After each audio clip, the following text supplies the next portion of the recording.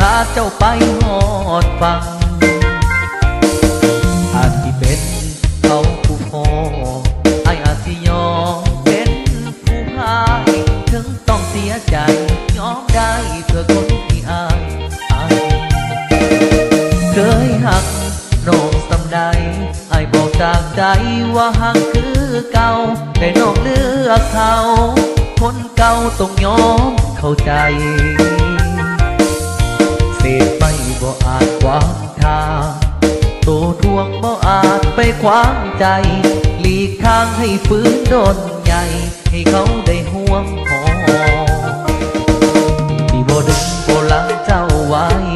อ้ายเข้าใจทางน้องเลือกยากถึงน้ำตาพังบ่เป็นยังอ้ายที่รักเอาหักน้องสำได้เป็นแค่ไม่อ่อยไปก็พอได้เป็นตัวล้อให้หักของน้องสมหวัง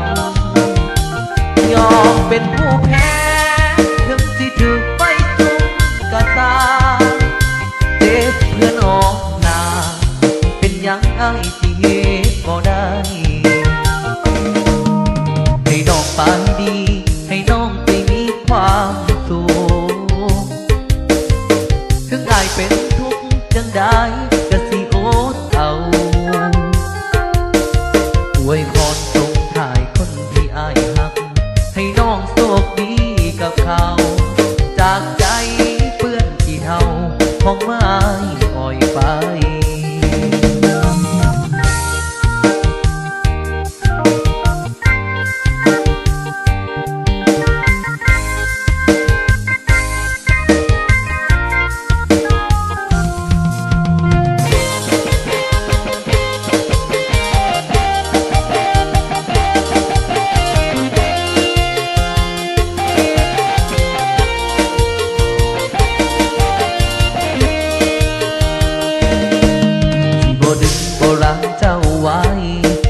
เข้าใจ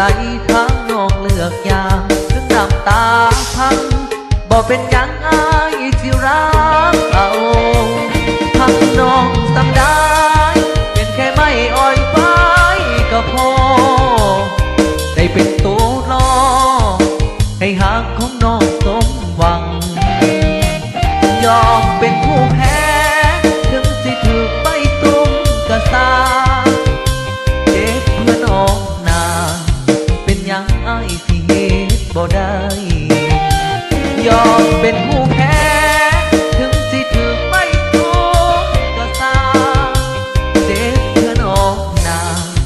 สุดท้ายอายต้องเหตุให้ได้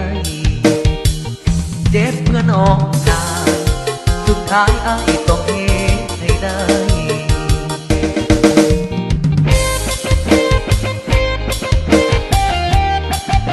พิเศษจากจริงๆครับเราจิ๋วคนจริงใจ